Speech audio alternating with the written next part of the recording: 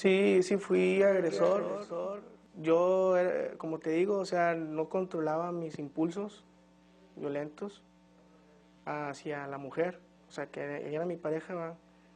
Y yo creo que de ahí, pues mezclado con el alcohol, también hacía que fuera una persona más violenta. Me descontrolaba, ¿va? No me controlaba.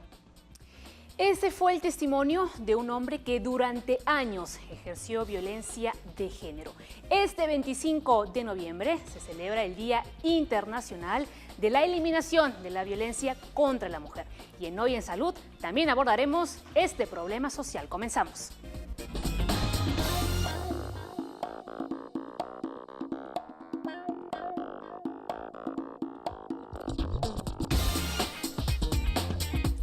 Y para hablar sobre esta problemática que en vez de disminuir, aumenta cada año, hemos invitado a Alejandro Muñante. Él es vocero de la Red Nacional de Abogados por la Defensa de la Familia. ¿Cómo estás, Alejandro? Muchas gracias, estoy muy gustoso de estar aquí en tu programa. Pero antes de empezar con esta entrevista, usted que nos está viendo, abra bien los ojos y escuche bien las cifras que voy a mencionar en este momento porque realmente son preocupantes. Vamos con la primera. El 68% de las mujeres peruanas sufrieron algún tipo de violencia por parte de sus parejas. Atentos. Y hay más y también son alarmantes. Atentos a esta cifra. 1.030 mujeres fueron víctimas de feminicidio entre el año 2009 y el 2017.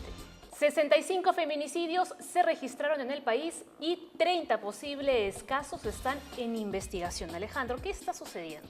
Bueno, realmente son cifras alarmantes, no solo aquí en nuestro país, sino también es un tema alrededor del mundo, porque yo también veo noticias internacionales y la violencia de género está a la orden del día, señores. Así es, tenemos unas cifras bastante altas en ese sentido.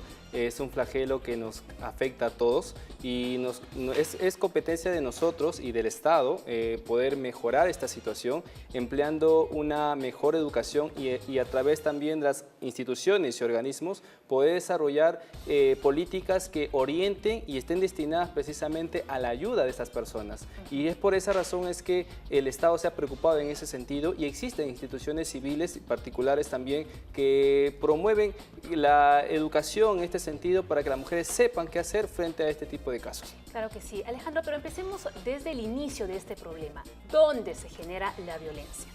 La violencia se genera, y según las estadísticas, el INEI ha dicho de que más del 95% de los casos de violencia de feminicidio e intento de feminicidio se dan en las relaciones familiares, es decir, el agresor es el esposo, el hermano, el padre, el hijo, el conviviente, el exconviviente. Entonces podemos concluir que la raíz de toda esta violencia es la familia, en donde debemos nosotros enfocarnos para poder plantear una mejor solución. Y desde los hijos, ¿no? Desde que son pequeños, ¿no? Así es. Y Alejandro, ¿qué hacemos ante un acto de violencia, ya sea de un hombre o también de una mujer, porque se da también?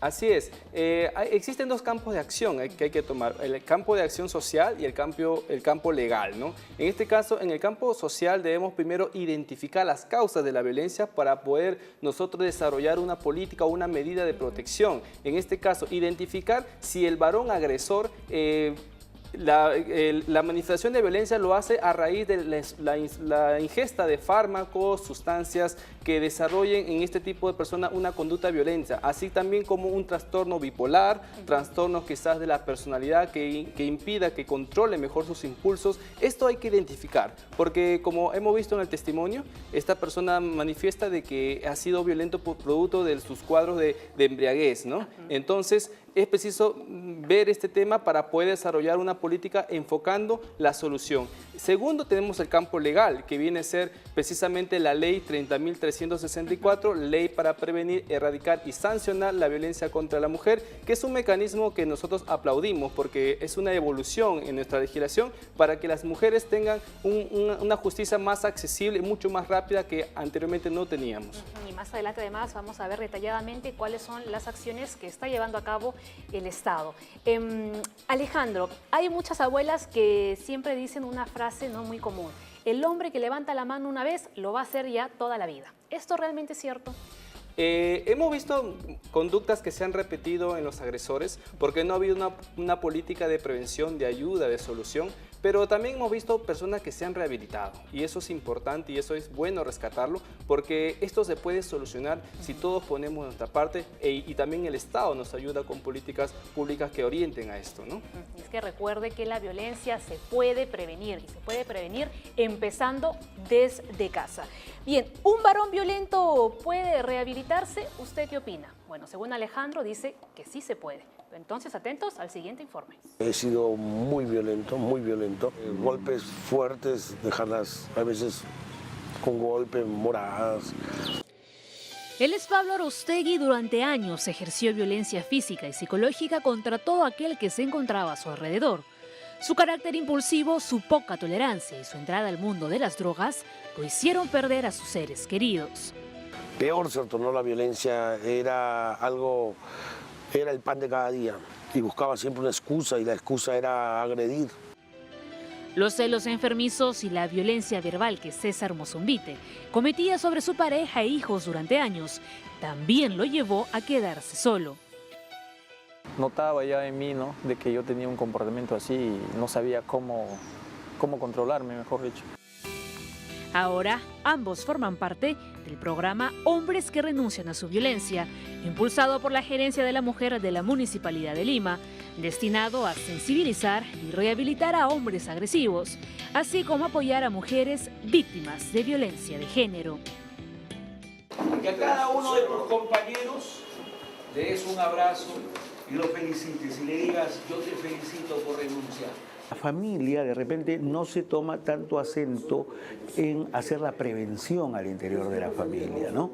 Porque en la familia se forma la violencia y una familia violencia va a hacer que posiblemente alguno de sus miembros siga esta cadena de la violencia. Más de 2.000 varones han recorrido estas instalaciones buscando dejar un pasado de maltratos y poder reinsertarse en un entorno familiar sin hostilidad.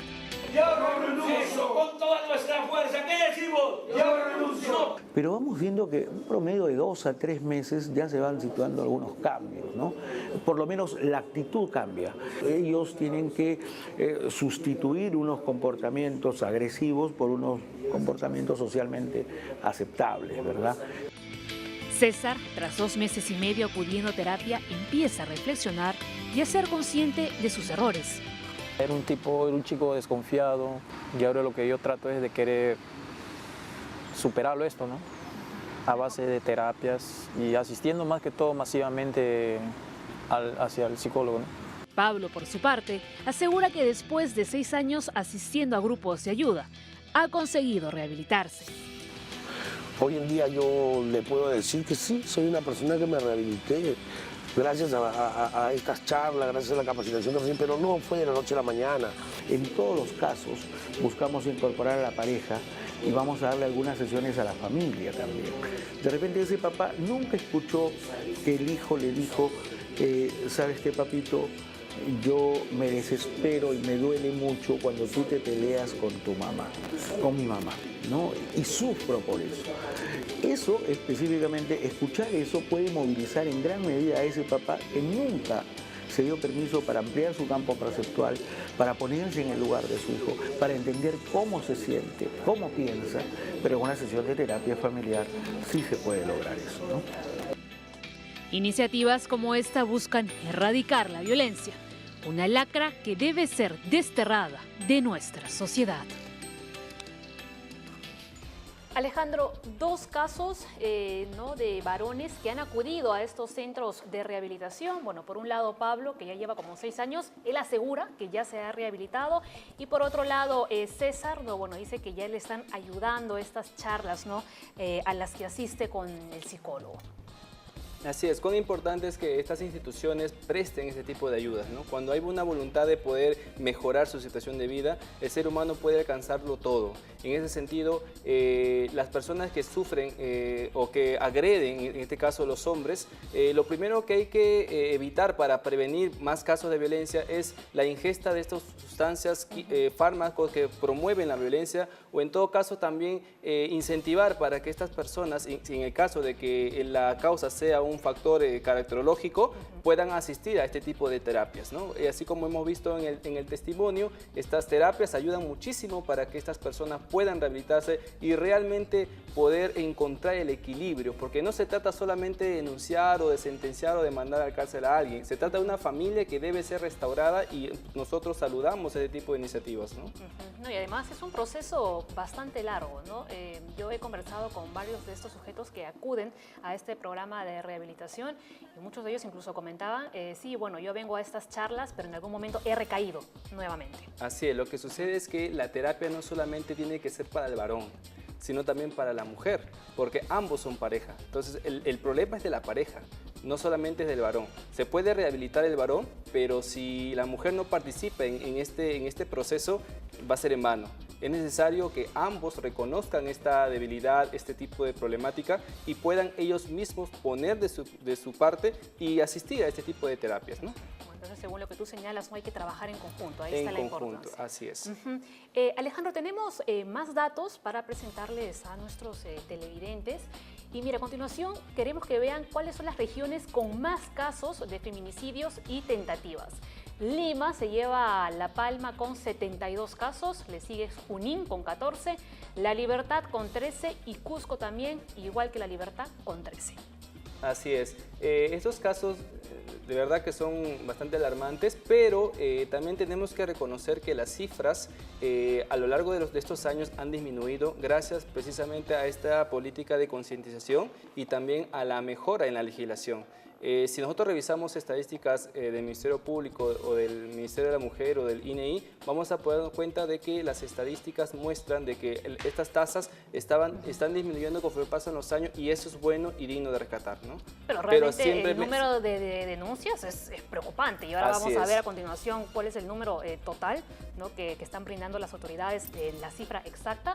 O sea, mira, ahí son 17.182 denuncias de violencia sexual que se han registrado en la Fiscalía solamente en el 2017. Así es. Evidentemente es una problemática que hay que atacar desde sus fuentes, ¿no? Como le decía, la familia es donde tenemos que proyectarnos a enfocar este tipo de políticas de ayuda y de sostenimiento familiar y emocional también de estos miembros, ¿no? Lo que sí es que en las noticias vemos día sí y día también, ¿no? Agresiones de este tipo, ¿no? Así que ya basta. Y de hecho el 25 de noviembre, ¿no? Hay una nueva marcha convocada, ¿no? Para tratar ya de decir basta ya toda esta situación. En los últimos 8 años se han presentado 1 millón de denuncias por violencia familiar. Sí, estos datos se pueden uno recabar de las fuentes del Ministerio Público, que son los que reciben estas denuncias. Lo importante es que estas denuncias tengan buen puerto, ¿no? Muchas veces estas denuncias se plantean, pero a veces es la falta de dejadez de las autoridades en poder desarrollar un proceso eficaz, o también la misma víctima que muchas veces retira la denuncia, claro, producto de convencimiento de su agresor, porque ya se normaliza una cultura de violencia. Es que es un círculo vicioso al final. Así es, hay una independencia económica del agresor que contribuye a que estas denuncias sean retiradas y después vuelvan a suceder y finalmente, como usted dice, es un círculo vicioso que tenemos que atacar, ¿no? Claro, por eso también hay algunas instituciones que trabajan con las mujeres que han sido agredidas y les enseñan nuevos oficios para que ellas puedan independizarse, ¿no? Y los que tienen hijos pues puedan mantener a sus hijos sin la necesidad de tener a una persona a su lado, ¿no? Sino que ellas sean capaces, ¿no? Por ellas mismas, ¿no? De sacar adelante a su familia. Bueno, a continuación tenemos un informe sobre las últimas agresiones de violencia. Amenazas, gritos y golpes que en muchos de los casos quedan en el silencio.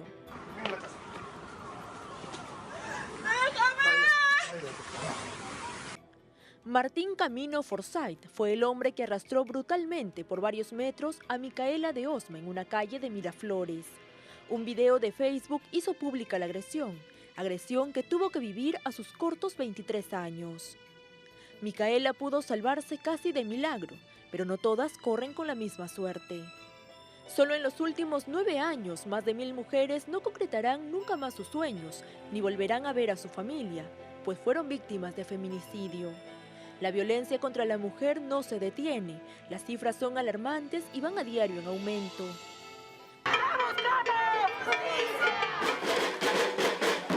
El 68% de las mujeres en nuestro país ha sido víctima de algún tipo de agresión, según cifras del INEI del 2016. Los agresores en todos estos casos son sus parejas, las mismas que les juraron amor, un mal llamado amor que lamentablemente ellas creyeron. Pero ya sin miedo ni vergüenza, son más las que se atreven a denunciar y ponerle un alto a estas situaciones. ¡Tocan a una! ¡Tocan a todas! ¡Tocan a una! ¡Tocan a todas! Además, miles de activistas y movimientos están saliendo en las calles, demostrando que ninguna está sola. Estamos en contra de la violencia, estamos en contra de la impunidad, de la inmundicia que existe en el Poder Judicial, en la Fiscalía, porque lejos de darnos justicia, solamente nos responsabilizan. Tras un fuerte episodio de violencia en Ayacucho, el caso de Arlet Contreras, por ejemplo, fue uno de los que se volvió símbolo en esta lucha. Sin embargo, ella sigue buscando justicia, luego de casi 2 años y medio. Si bien la violencia contra la mujer se ha impuesto como un tema urgente en la agenda política y social, no es todavía suficiente. Es necesario que todos nos sumemos y la lucha continúe. Veíamos al inicio del informe, ¿no? Incluso cómo las redes sociales habían ayudado a destapar un caso de violencia. Así es. Este tipo de casos se han dado, se han hecho públicos y menos mal que así ha sido para poder descubrir esta problemática y también poder llamar la atención a las autoridades que juzguen estos casos, ¿no? Se ha visto cómo es que se ha dilatado tanto, ¿no? Bueno, vamos a hacer entonces una breve pausa en Hoy en Salud, que este es un tema muy serio, así que más adelante continuamos hablando sobre esto.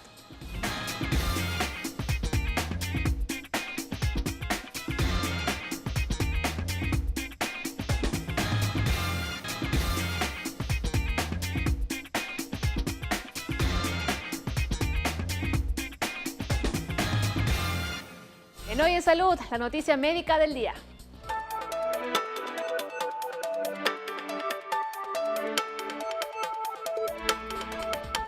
La industria del azúcar ocultó durante 50 años estudios con animales que sugerían los efectos negativos de la sacarosa en la salud, según una investigación develada por la publicación especializada PLOS Biology. El trabajo desarrollado por investigadores de la Universidad de California en San Francisco revisó documentos internos del sector y descubrió que la Sugar Research Foundation había financiado estudios con animales para evaluar los efectos de la sacarosa. Los resultados, efectos cardiovasculares adversos del azúcar, así como indicios de un incremento de los riesgos de cáncer de vejiga. Tras esta conclusión, el estudio fue cancelado y nunca se publicó. Ahora, tras salir a la luz, los coautores de la investigación denuncian prácticas de manipulación de la industria azucarera debido a que ocultaron la investigación sobre animales y frenaron la financiación para proteger sus intereses comerciales hace 5 décadas.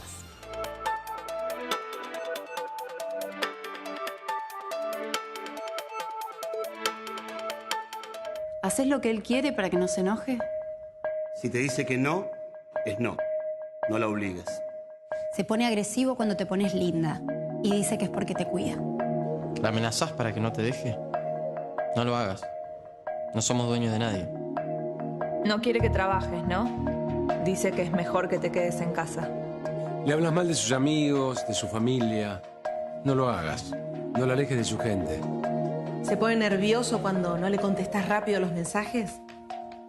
Un insulto, un empujón. Que se arrepienta y te pida perdón no sirve. Eso es violencia contra las mujeres. Juntos podemos frenarla. Bueno, le recordamos que el día 25 de noviembre va a haber una manifestación, la marcha Ni Una Menos, así que ya saben, ¿no? Justamente hablando sobre este tema aquí, que también ese día se va a celebrar el Día Internacional en contra de la violencia de la mujer, ¿no? Entonces ahora vamos a ver cuáles son las situaciones que deben alarmar tanto en hombres como en mujeres, ojo. Celos en exceso, si esa persona se irrita con facilidad, no controla sus impulsos y además también bebe alcohol en exceso.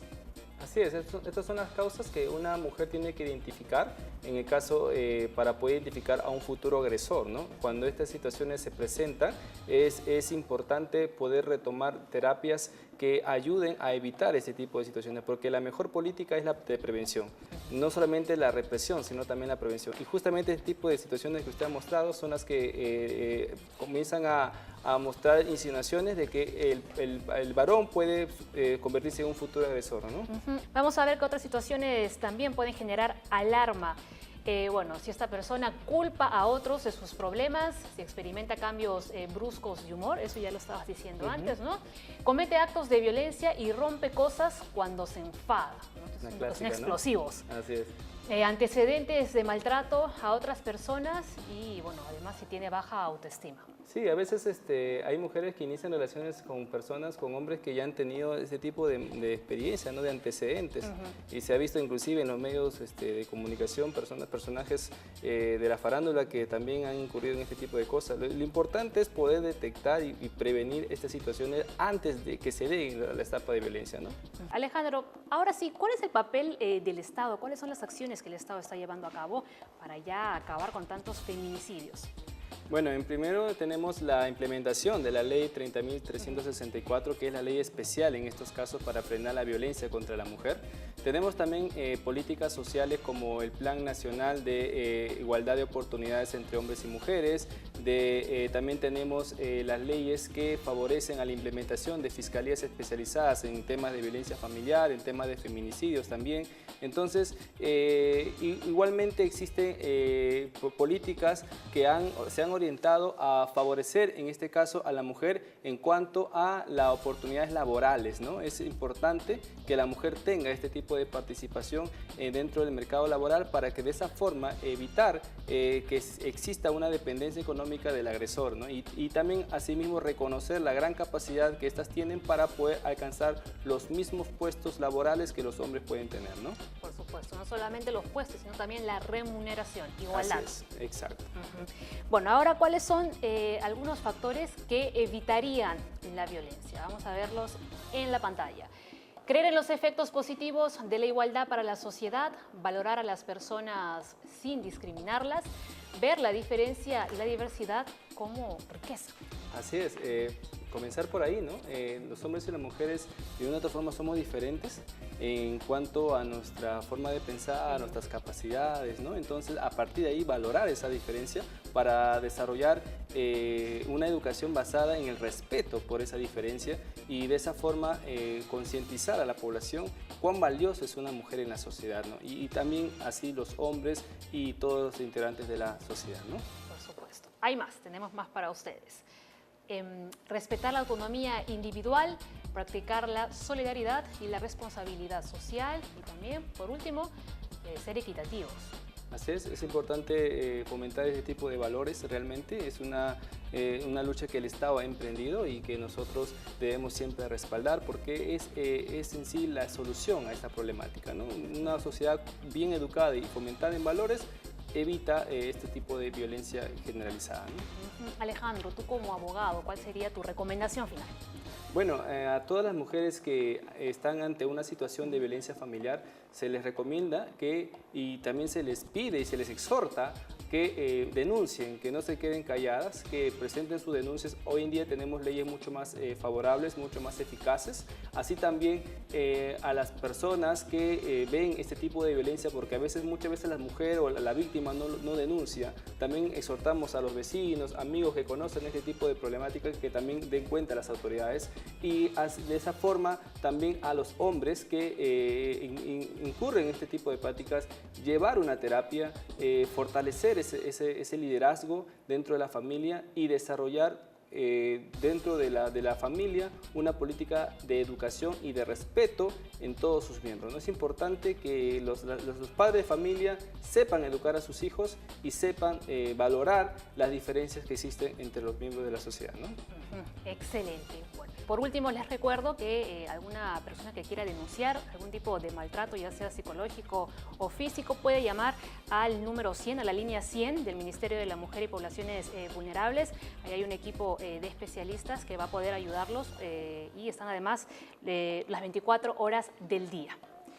Bien, Alejandro, dicho esto, ¿no? Bueno, agradecemos tu participación aquí en Hoy en Salud. Muchas gracias a ustedes, muchas gracias por la oportunidad. Bien, ahora los dejamos, ya lo saben, como siempre, con el consejo del día.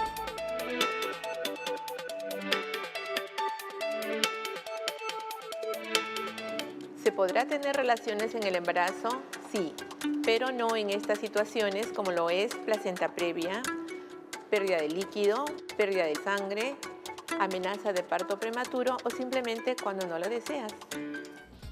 Ahí estaba el consejo de la obstetra Socorro Sánchez. Y bueno, antes de irnos, ya lo saben, en las redes sociales, síganos en Twitter, siempre les digo, así que hágalo. Nos encuentra como @hoyensaludtv, el correo electrónico hoyensalud@tvperú.gov.pe y ya por último, también si nos puede y si nos quiere seguir en Facebook con el nombre del programa. Y ya para finalizar, les recuerdo que el día 25 de noviembre pueden acudir a la marcha Ni Una Menos. Bueno, dicho esto, que estén bien, cuídense, chao.